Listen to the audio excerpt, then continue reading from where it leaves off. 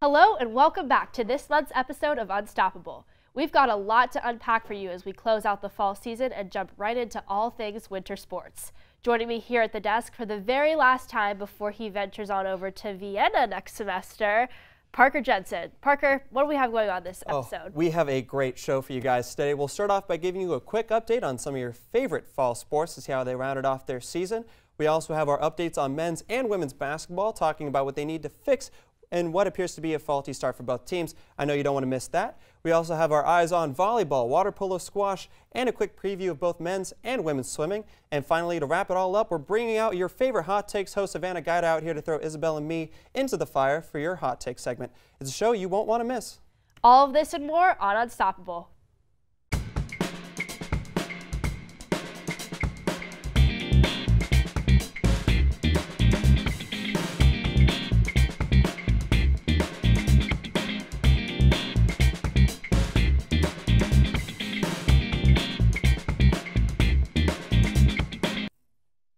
Welcome back. It appears a new bar has been set for the women's soccer team. This season saw the women finish off the year going 14-3-4, losing twice to St. Louis in their final 4 games, once during the regular season and once in the A10 championship. And while I can rave about this team for an entire show, let me just give you the highlights. This team's second loss came at the very end of the season. They outscored opponents 43-25, doubled their opponents' assists, had 50 fewer saves thanks to great defensive play and a controlling offense, and had a higher shots on goal percentage. It was all capped off when sophomore Hannah Saluski got invited to the U.S. women's training camp before heading to the A10 championship. It won't be easy getting back to this type of fortitude, but with the solid core of sophomores returning for their junior stints, expect a dominant return for a team who won't stop raising the bar. And now to give us the rest of the picture is our own Grace Stevenson. Grace, what are you looking at with this team? Well, I think this team has had a really promising season, overall record of 14-3-4 with a conference record of 7-1-2, which is one of the highest in the A10 this season. So I think the GW should be really proud for their season this year. I think they had an extremely dominant run, especially considering last year. But what really surprises me the most is just how many sophomores are on this team. You look at Rachel Sorkin, she's a redshirt sophomore. She has so much left to play for the rest of the season. You look at Sylvia Pavon. You look at even Maria Perea. She's been a dominant force on this team as well. You look at a lot of transfers coming onto this team. Who specifically do you think going into the next few years we should take a look at besides Rachel Sorkin? I know we talk about her a lot on the show, but any transfers that are catching your eye in terms of on defense or on the offensive front? Yeah, absolutely. I think even though we're losing Sophia Pavon, she's obviously had a great season, but Maria Perea and Sammy Neiman are really promising sophomores, both midfielders. Maria had a career high of 6 goals and 4 assists this season, and Sophia started all 21 games this season and 5 assists in a game span. She's critical for scoring those goals and helping with that. So I think those two are definitely two to look for, as well as the goalie, a transfer from Kentucky, Tamaki Machi, really strong player. 77 regular season saves this year, so I'm really proud of that and looking forward to that for next season. All right, and so first off, Grace, it's great to have you out here at the desk. And second, I wanted to just highlight a couple of the games that you had mentioned. And so LaSalle, UMass, and Fordham, what about those 3 games that had really stood out to you looking at this team? Yeah, absolutely. So these 3 teams, LaSalle, UMass, and Fordham, have all been also really good in the A10 this year. So these 3 wins were big wins for GW. LaSalle sophomore Maria Perea had a really impressive game. She scored in her 4th consecutive game, so that was really big for her. In the UMass game as well, Sorkin came out big again, leading with 6 shots on goal, 41 for the season. And then with Fordham, it was our 8th win in total of the 19 matchups, so we pulled ahead of all the matchups against Fordham in the past of GW, with goals from Megan McCormick and Maddie Coyne. So those were really notable and momentum builders for this season. Sure. So you mentioned Rachel Sorkin. She is definitely a player that we've seen named basically every single time she goes out and plays. What is it about her that is so special? And, you know, going off of what Parker had said before, with such a young, strong force on this team, how do you see this being a helpful force going forward into next season? Yeah, I think she's really good when it counts, you know, and she's really helpful with scoring goals. She's a big forward player, which is obviously key, but I think she also melds well with the team. I mean, off and on the field, that's obviously important. So I think she shows a lot of potential for further leadership down the line, potential captain maybe, but you never know, but really impressed with her performance. Well, there's not a lot to really nitpick on this team. I think they have a really successful future ahead of them. Grace, thank you so much for joining us at the desk. Greatly appreciate it. Thank you. The men's soccer team closed out their season with a 5-11-1 record, ultimately losing their final match of the season to the Dayton Flyers 1-2. But despite the losing season, 3 key players were recognized for A10 All-Conference honors, including Hawker Hilmarsson and Noah Lubin with the All-Academic Award and Liam Emson with the All-Rookie Award. We'll be keeping a close eye on the rookie players as they take on their new leadership roles next season, hopefully changing the dynamic on the team going forward. Well, it's sad to announce the end of an era, but man, did they go out in style. Finishing second at the A10s and 9th in the NCAA Mid-Atlantic Championships respectively, this team set some historic milestones for the program. Their 9th place finish was the program's first ever top 10 finish at that event, and Suzanne Danaheim finished with the 3rd best 6K in program history and is the 2nd Colonial to reach the NCAA national meet, joining Margaret Hogan, who did it a decade ago. Seeing it Suzanne's last year at GW, it brings into question what will happen next year, but with Margaret Coogan and Maria Morrow leading the charge, it looks like this program is still in good hands. The women's volleyball team continues to fight on as they enter into the A10 championships, finishing out their regular season with a 15-13 record. The team has had somewhat of an unpredictable season thus far, but they've managed to secure a number 4 seed going into the A10s. Make sure to tune into our up-to-date coverage on how the women are doing going forward into the championships. Continuing on my trend of praising teams, the water polo team has been taking this season in stride, going 20-8 heading into championship play.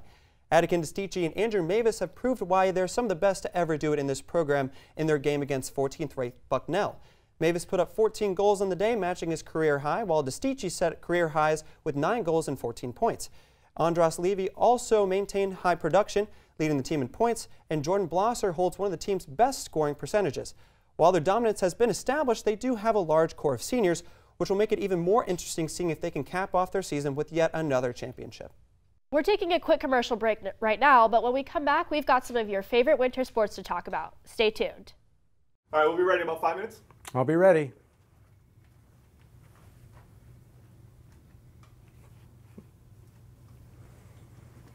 While these guys finish up, I got a few things I want to show you. Come with me. Over the summer, we gave a lot of things a new fresh coat of paint and a new look, including the Vern Shuttle Express. Take a look at this. Oh, there you are. I thought I'd lost you.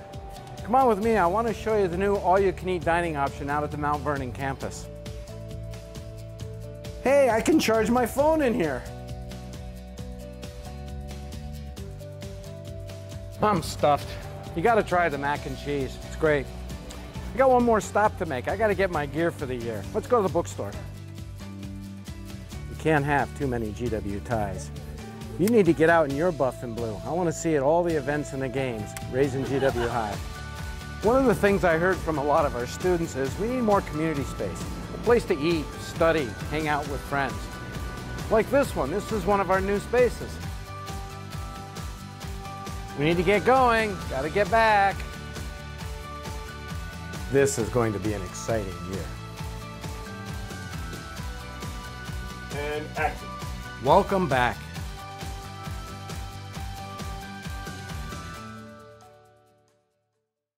Now for the moment you've all been waiting for, it's time to talk about men's basketball. With a brand new head coach, new transfer players, and even a new atmosphere in the Smith Center, there's something different about this season that's got us on the edge of our seats. While the team fell short to Towson in its season opener 58-72, they were leveraging about the same number of rebounds throughout the game and kept a consistent energy. The energy inside the Smith Center during the team's home opener against Howard was unlike anything we've covered here on Unstoppable.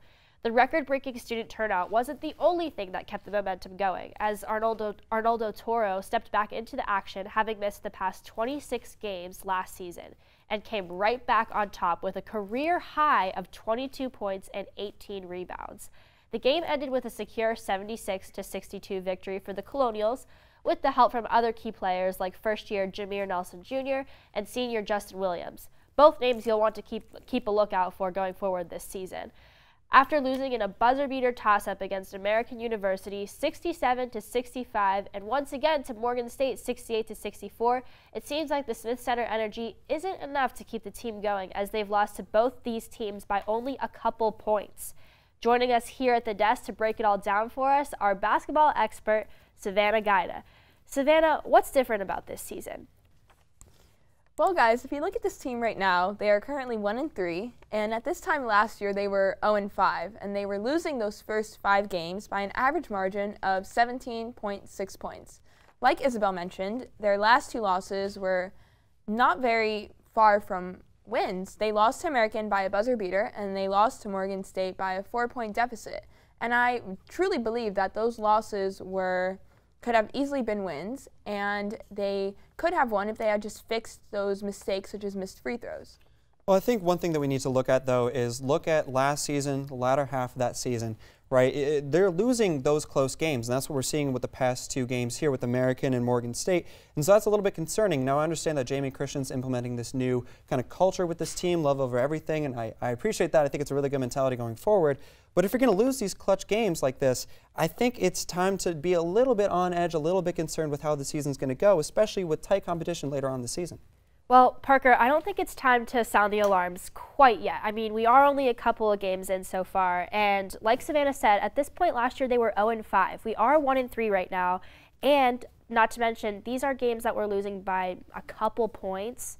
There's definitely room to improve, and I definitely think that, like Savannah said, these are manageable tactics that we can definitely improve on. So I don't know what you might think of going forward, Savannah, with these sort of games. Yeah. Guys, I mean, despite the record, despite the scores, those really aren't major concerns for Jamie and Christian. He's more focused on improvement and learning from those losses, and even though losing a game might not be great, it could be very beneficial to the team because they could watch the film and they see what went wrong and they can easily fix those mistakes. And we've seen glimpses of greatness that give me a lot of hope and keep me very optimistic. Sean Walker Jr. had his first career start versus Morgan State. He played 30-plus minutes and dominated the game.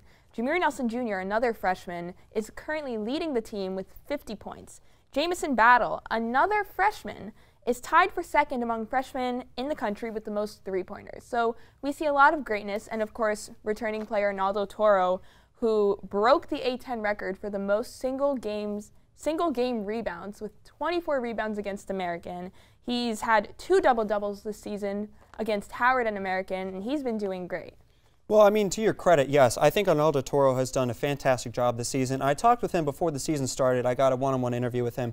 I asked him, what are you going to do going into this season? He said, I'm just going to play well. I'm going to start to lead this team, especially with a lot of new guys coming in, and he's been doing exactly that. He's been tearing it up this season, especially in the first game that we saw against Howard, the home opener. He did amazing in that game, putting up a lot of points. I think he led the points for GW in that game, and the rebounds in that game was astounding. That stat line was incredible. So I think he's going to be very interesting, and like you said, Jameer Nelson Jr. as a freshman, going to be very exciting. My only concern, we've seen a lot of breakout freshmen, especially over the course of GW's tenure, especially with players like Jair Bolden and to an extent Justin Mazzulla. So it could be a little bit concerning with these breakout freshmen, but like you said, I think with these players in particular going forward, it's going to be good. I'm just concerned, again, with the close games like that and being clutch. That's the only thing that I'm a little bit concerned about going into the season. Well, and I also think that Coach Christian will definitely keep a good handle on those new freshmen, especially with the amount of talent that they're exerting this season. I mean, second among freshmen in the country with the most 3-pointers at GW. What? We have that?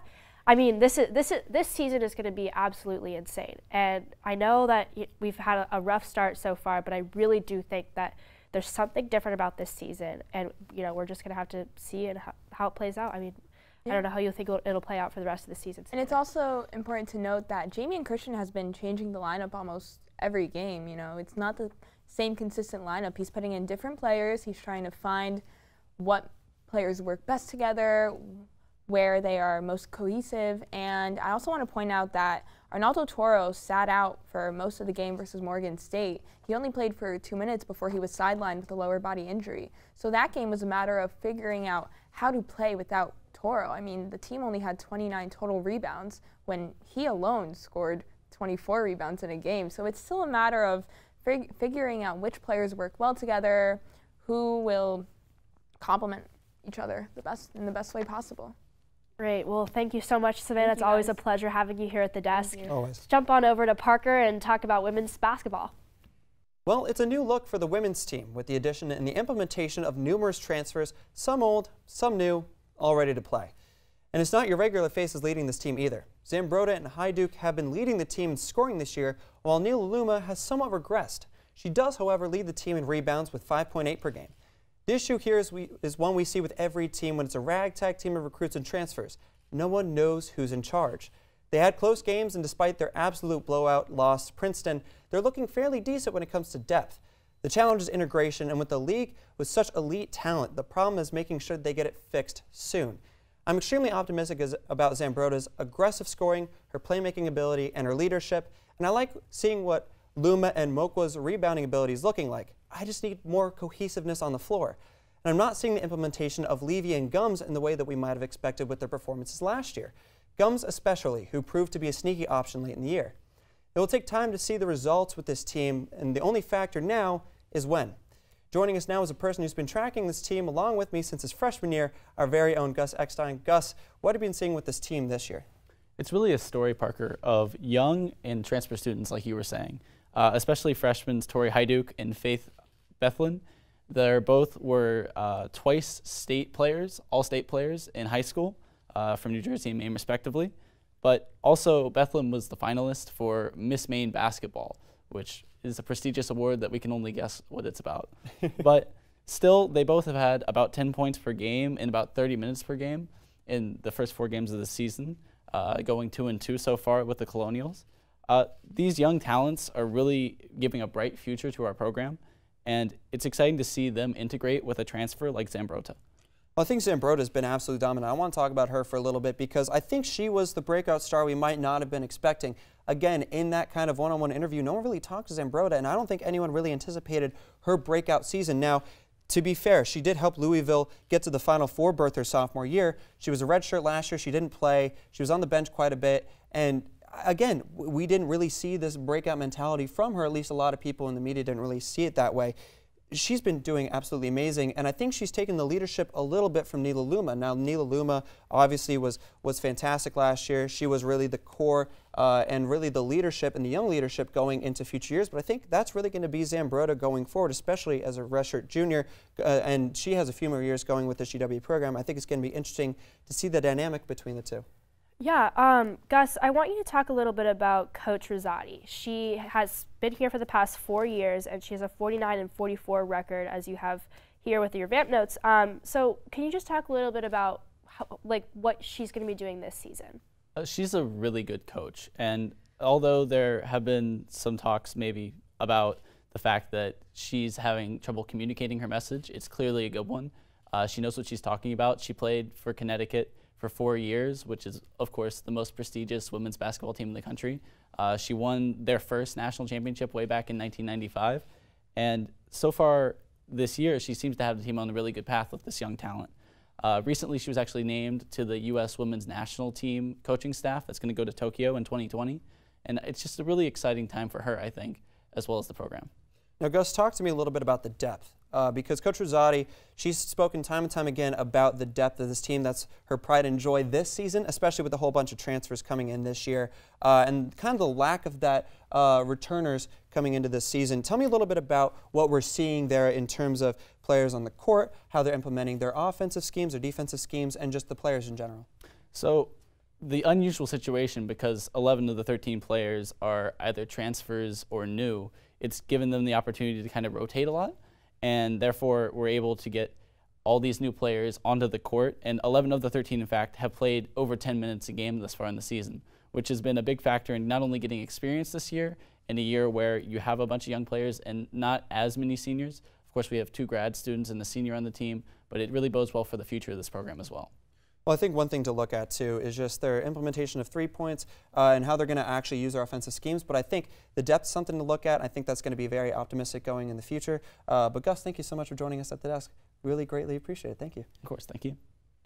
The women's squash team were predicted to uphold their number 15 nationally ranked position this upcoming season. And so far, they're off to a pretty decent start. The team kicked off their season in no better way with a clean 9-0 sweep against Georgetown, with junior Zoe Fu-Yuk Han continuing to maintain a leading presence on the court after securing a number 12 ranked position in the CSA last season. a program high for GW. Despite the clean sweep against Georgetown, GW fell short to number 3 ranked Princeton 8-1, again with Fu Yuk Han leading the charts with the only GW victory throughout the course of the match. It's difficult to say whether or not GW will maintain their number 15 rank, and here to answer that question for us is our very own Richie Wright. So, Richie, give us a lowdown on what exactly is happening with this squash team. So far, it's been a pretty decent start, like you said. Junior Fu Yuk Han has done really well. She's got a win streak of 3 games now, and she's looking to equal or better her record last year of 13 wins for the whole season. And even for the rest of the team, that loss to Princeton wasn't awful. They had a few matches that went the distance, some of the players getting set off, but they couldn't just pull through. Sure, and so just to harp on Fu Yuk Han, she is definitely a key player, definitely anchoring the team. What about some other players that aren't on her exact level? How are they able to match her level? Well, I think they definitely have to look to her for guidance because she's pulling through these games, and she's only dropped 1 game so far, and that's really impressive. So I think they definitely have to. We have 2 new freshmen as well as a new sophomore who just transferred over, and they've put up some decent results, not wins, but they're definitely working their way toward that, I think. Well, I think you're seeing a similar trend with the men's team, which we'll talk about in a little bit, especially with Princeton and Virginia. I mean, these are 2 hotly contested teams. I mean, these 2 are some of the best in the nation. We could see it not only with the ranking, but their performances against this women's team. Very similar with the men's too. They're having a lot of difficulty there, but I think something that we can look forward to, again, is the leadership of Fu Yuk Han, but also just their established dominance that we've seen throughout over the course of the year. I think both of them are very intertwined in terms of dominance, in terms of how they do during the season. But something I want to ask you, coming up later on, I mean, we're looking at the Washington Jefferson Cup. We're looking at a few other matches going on this season. What do you think is going to be the biggest thing that we need to look for going on for the rest of the season? Well, I think the biggest thing is we're going to definitely have to see Fu Yuk Han leading the path toward victory, and we're going to need to see the seniors and juniors stepping it up because they've been on the team now for 2-3 years, so they need to make sure that they're able to get more results and lead better results in the end. Sure, and I guess just to wrap it up here, Richie, who are some other players that we definitely need to keep an eye out for the remainder of this season? Engie Elmondo is another, she's the co-captain who's a senior. She had a really strong showing against Princeton, and she's definitely one to look out for because I think she's one of the other strongest players in the team. All right, well, thank you so much, Richie, and we'll be sure to keep an eye out on the women's squash team. Coming up, our own Bella Corshane and Sam Belsky will give you more recaps of your favorite sports teams as we enter the rundown. Stay with us. This is the all-new GW shuttle bus for our Vern Express and VSTC Express, making the same stops on the same schedules, but with some major upgrades. Oh look, here you are now. Look how happy you are. This is one of your drivers. Look how happy he is. Smile and wave at him. Learn your driver's name. What do all those buttons do? Everything.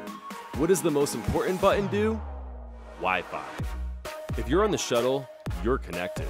You'll be tweeting about the smooth ride, snapping about our leather seats, and everything will be hashtag seatbelts, hashtag air conditioning, hashtag blessed. Every bus is full of USB charging stations. Every shuttle is equipped with a bike rack. We can get every GW student where they need to go, and you'll always find your ride now that we're decked out in a beautiful bumper-to-bumper buff and blue. Where can you hop on these wonderful new shuttles?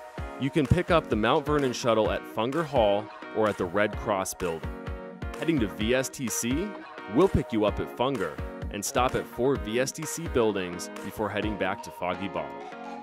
So hop aboard our new shuttle buses, sleep easy, and dream about what really matters, that deli bagel.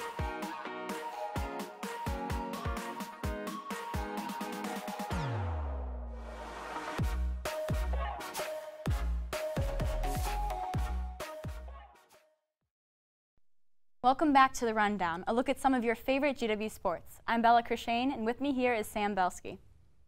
The men's squash team has fallen to a 1-2 record, with their first win coming against crosstown rival Georgetown in a clean sweep. The 2 losses, however, is where the concerns lie. They fell to 4th-ranked Virginia 7-2, then to 8th-ranked Princeton. This would normally be fine for any team, except this is a squash team that came into the season with very high expectations. They're now ranked 8th, but now that Virginia is 5-0, who knows how long that is going to last. The team needs to gear up against big teams to maintain expectations, but with new players, including Ian Blatchford, bringing a vibrant energy to this team, there are still hopes that this team can bring their A-game going into the rest of the season. The women's swim team is off to a busy start this season, having put up a competitive front at the TYR Fall Classic, finishing up with an overall 5th place standing. Going on to defeat Boston College in their home opener earlier this season, first-year Stein Omdahl Peterson slated at the top of the charts in the breaststroke after having been named A10 Rookie of the Week prior to the meet. This team fell short against Virginia Tech 208-87, but they were able to pick up the slack against Howard, with senior Gemma Atherley leading the way with a double victory in the 100 and 200 free. The team has a busy schedule ahead of them this season and will be there covering every step of the way. The men's swim team is performing similarly to last year's run, but now with a new group of freshmen taking form after the departure of numerous seniors last year. New year George Espougalis has dominated the 100-yard breaststroke, finishing first against a meet that saw the likes of Johns Hopkins, Navy, and Towson. Freshman Tyler Kawamaki got A10 Rookie of the Week honors after a stellar performance against Howard. Helping this class of breakout freshmen are the senior class, led by former A10 Most Outstanding Performer and friend of the show, Moritz Fa. With their continuation of greatness, mixed with the optimism of this new freshman class, it looks like the team will be making even bigger splashes this season. We're going to take a quick commercial break, but when we're back, Parker and Isabel will jump into our Hot Takes segment that you just won't want to miss. Hi, Colonials! Did you know there are hundreds of ways for you to volunteer with GW? Each year, over 1,500 alumni, parents, and friends contribute thousands of hours to make our community stronger. There are countless ways you can volunteer, so it's easy to choose an opportunity that is most meaningful to you, like connecting with students and alumni based on your student involvement, identity, or personal interests, getting involved with your local alumni network, mentoring a current student via our online mentoring platform, connecting with prospective students through undergraduate admissions opportunities, serving on an industry network leadership council, becoming a social media ambassador. The list goes on. No matter where you are in the world or how much time you have to give, you can connect and volunteer with GW. And the best part, it's easy to get involved. Just visit alumni.gwu.edu/volunteer to learn more about these and other opportunities.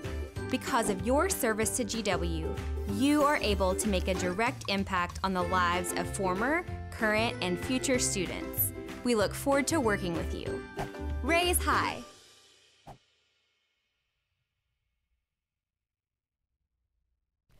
Welcome back. It's time for Hot Takes. I'm your host, Savannah Gaida. The rules here are very simple. I'll ask a question to our 2 anchors, and they will get into heated arguments with each other for your viewing pleasure. Our first topic today, buzzer beaters. The GW men's basketball team fell to American University 67-65 due to a buzzer beater by American.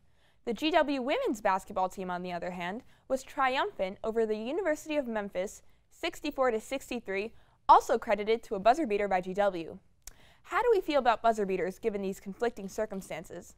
Isabel, let's hear your thoughts.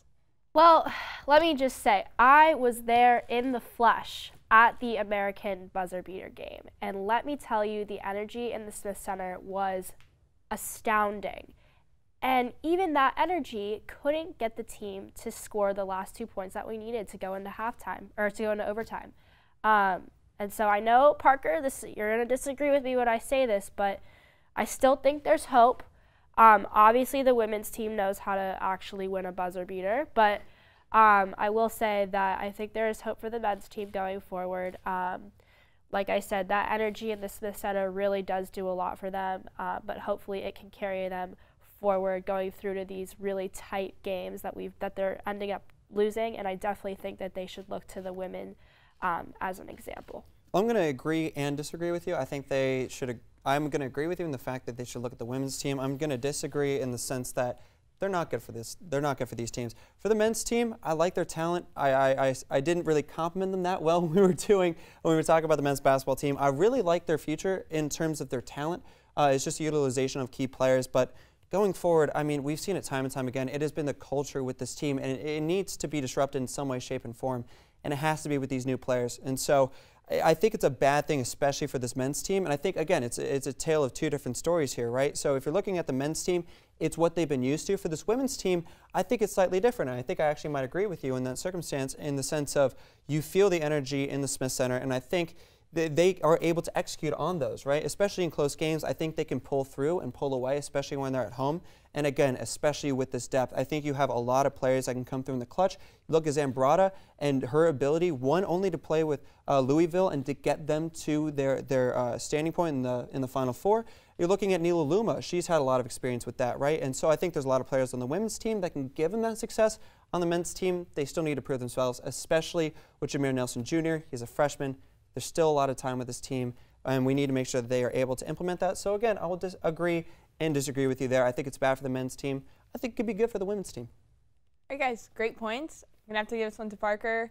I like your statements about the elaborativeness of both teams, and I must say, I personally don't like buzzer beaters, and I think that in terms of the men's team, they definitely should have had a much greater lead above American. The game did not have to come down to a buzzer beater, because a buzzer beater is such a toss-up. It either goes in the basket or it doesn't. So it really puts things into perspective where, you know, you have a team like GW that should have been winning that game. And then in terms of the women's team, I also do believe they should have been in a much higher place than they were. 64 to 63, they should have scored at least 70 points in that game. The game also did not have to come down to a buzzer beater. In their case, they got very lucky, which is great, but I think moving forward, we should see higher points on the board. Moving on to volleyball. GW Volleyball senior setter Jamison Lee has had some incredible achievements with GW Volleyball over the course of her 4-year career here in Foggy Bottom. Will the team struggle without her presence on the court next year? Parker, any ideas? Well, I'm going to preface what I say by saying she has been incredible for this team. She's been a trendsetter. You look at her assists, 173 assists. The second closest person is Bella Bowman with 79. I mean, that's absolutely ridiculous, right? And so I'm not discrediting her. I think she's fantastic. I think she's done a lot for the team. I think they're in good hands, though. You look at Skylar Aya. I think she's been doing really well for this team. You look at her kills, 383, really good for this team. You look at Patty Val. I think she's been doing really well this season. So I think you have a lot of people that can kind of step in that role, not necessarily with assists, and I think that's going to be their biggest gap going forward. But I think there's a lot of good things with this team. Now, sure, they were kind of this close to 500 team this season, but I think there's a lot of optimism, especially if they do well with recruiting. That's going to be the big thing, too, looking in the years to come. But I think there's a lot of optimism outside of the assists aspect of it. I think they're going to be good going forward. Sure, Parker. You make a lot of good points, and it's really been a pleasure to get to see this women's team really grow this season. I actually had the chance to interview Jamison, and she really does care a lot about this team and just her personal journey as a player throughout her 4 years here at GW. It really shows. Her leadership skills are amazing, and you know, so many of the younger players really do look up to her. So I guess that's where I really do fear that her presence will be missed, because she does carry such a personal weight on the team. I definitely think that that's something that you can't replace with other players. However, like you said, I do think that there are some key players this season, like Skylar, like a lot of the younger players who are now up and coming. There were a lot of really good freshman stars that came out this season. So I definitely think, like you said, there definitely is room to improve. But Jamison's presence will definitely be missed next season, and how they're going to improve upon that, I'm not exactly sure. Given how unpredictable this season was, I'm not entirely sure that losing a key player like Jamison is what they need going into next season. All right, we're going to give this one to our volleyball expert, Isabel. I think that in terms of stats, obviously Jamison Lee brought a lot to the table, and she carried this team, especially in assists. However, they are in good hands because they do have a lot of talent, a lot of up-and-coming talent. They just recently signed 3 new players that will be joining the team next season. So the team is in good hands, and I also do believe that Jamison did bring good energy to the table, so we will be missing that, but the team does have a lot of cohesion among each other, so they will do great regardless. Tensions might rise during today's final hot take. In true Thanksgiving spirit, Isabel, Parker, what is the best Thanksgiving dish? I mean, I don't think there's much of an argument here. It is stuffing. There's absolutely no argument here. Every single person, you know, you might skip over the turkey, you might skip over the whatever else people eat, the mashed potatoes, the Brussels sprouts, all the veggies. You always have the stuffing. No matter what you want, you always get the stuffing. So I'm going to just lay that out on the table. Discussion's over. Isabel, there's so much wrong to your argument. One, stuffing's disgusting. I want to put that out there. No one eats the stuffing. Number two, mashed potatoes are great, all right? Bad rap against mashed potatoes. Mashed potatoes are great. Here's why I'm going to lose this argument, and I'm going to lose both of you. Green bean casserole is actually the best thing that you can have in Thanksgiving. Hear me out. You have some onions on top. You get some fried onions on top. You get the green beans in there. You get the canned green beans because that's the best one. Put a little bit of French or mushroom soup in there, you know, kind of flavor it up. But stuffing's disgusting. I want to reiterate that point. Mashed potatoes are always a great second option, but I know I'm going to lose it. I know, I know there's no hope for me now, but I'm going to say green bean casserole is the best. Parker, let me ask you, was it worth it? Was the green bean casserole worth you losing your final hot takes before you go abroad? 100%. All right. 100%. Definitely not green bean casserole. I like stuffing. Not my favorite, but I tolerate it. I would have to say definitely mashed potatoes with my mom's homemade gravy. Yes. And my sister's creamed spinach. Ooh. Everything that everyone else cooks because I sit on the couch watching TV. Football. Yeah. So congratulations to Isabel for winning hot takes. And now for our avid GW sports fans, here are some highlight performances that embody GW's campus motto, Raise High. Last episode, we talked about Suzanne Danaheim, a senior on the women's cross-country team. She received all conference honors for her second-place finish in the A10 championship. She also finished 7th in the 6K of the NCAA regional race, which qualified her for the NCAA national race. Danaheim has set many school records this season, such as the third fastest 6K time in GW history with a time of 20 minutes and 24.6 seconds at the NCAA regionals. Her Colonial of the Week recognition was certainly well-deserved. Moving on to volleyball, senior Jamison Lee was named A10 Player of the Week due to her outstanding performances in her final 2 games as a Colonial in the Smith Center. She had one of her best games of her career against Fordham, achieving her 12th double-double of the season with 57 assists and 24 digs. She's now 42 assists away from ranking 6th in the most assists of all time at GW. Another athlete that is very familiar with double-doubles is men's basketball forward Arnaldo Toro. Toro channeled his inner beast mode, achieving a double-double against Howard University with 22 points and 18 rebounds, and against American University with 20 points and 24 rebounds. He also tied the Atlantic 10 record for most rebounds in a single game with 24 rebounds against American.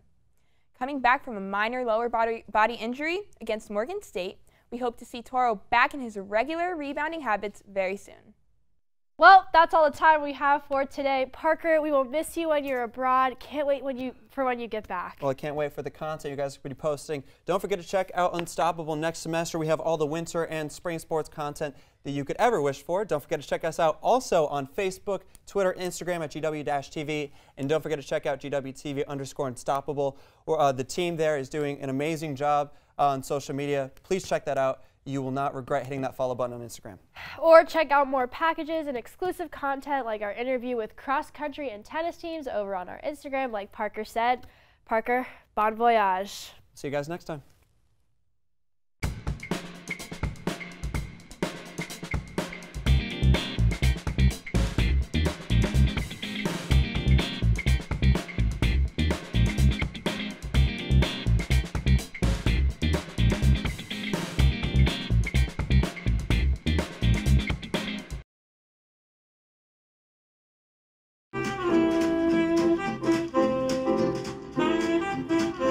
I'm thankful for my friends, my family, my Unstoppable family, and Doug Zimmerman, because none of this would happen without him. I'm thankful for my parents, my sister, my friends, my Unstoppable family, and most importantly, my grandparents, who watch every single one of my broadcasts and don't understand a single word of English. I'm thankful for all those Vex drivers working tirelessly day after day to make sure I get to class on time. I'm thankful for my friends, my GWTV family, and of course the Pittsburgh Steelers. I'm thankful for Tom Brady. I'm thankful for my mom and for Green Bean Casserole for always staying with me. I'm thankful for my friends, my family, and my GW Unstoppable family. I'm thankful for my parents, my roommate Alpha, and my lady at Captain Cookie for supporting me through all the rough times this semester. I'm thankful for my family, friends, and good health. I'm thankful for my parents, my sister, and my Unstoppable family. I'm thankful for my friends and my health. Happy Thanksgiving!